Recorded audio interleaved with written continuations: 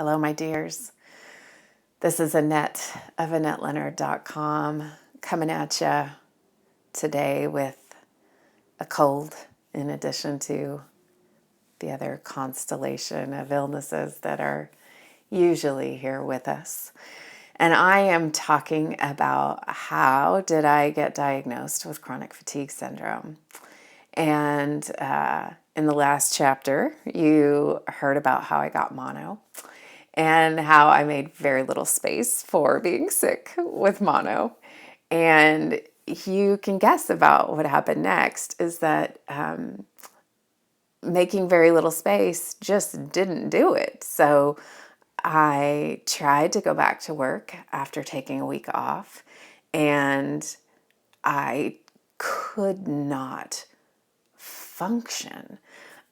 For me, mono was an unrelenting flu-like situation. So fevers, night sweats, swollen glands, headaches, body aches, and then this crippling, like a curtain was drawn kind of fatigue where I could hardly drag myself from bed. And then it was this unimaginable struggle to try to figure out how to clear the fog in the tiniest of little ways to be able to get dressed, get out the door.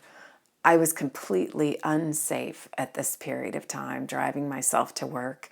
There was one occasion where I fell asleep at a stop sign on the way to work in the morning. And I was crying, trying to get out of the door each morning. My wife was packing me breakfast and packing me lunch and pushing me out the door. And still I was unable to get any traction. I was seemingly not getting any better, and trying to take sort of a day off every here and there, every week or so. I was completely clearing my evening schedule, which up to that point had just been back-to-back civic engagements with friends, folks coming over to my house for a once-a-week knit night. And I said no to all of it and just started nose diving into bed as soon as I would arrive home. And things weren't getting any better. So I went back to my doctor and said, what is going on?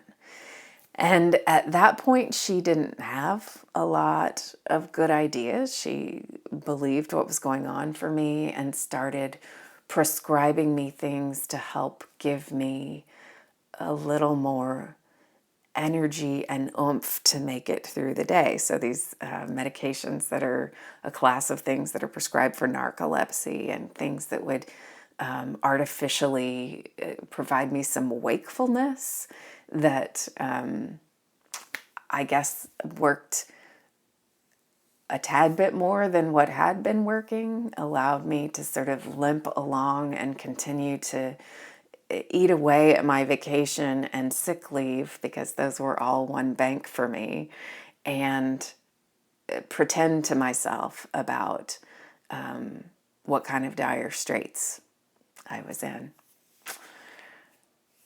Yeah. What a wild time that was. To be continued. I'll tell you more in the next segment. Thanks so much for being here. Thank you for your time and energy. I'll look forward to talking again soon. And in the meantime, be well.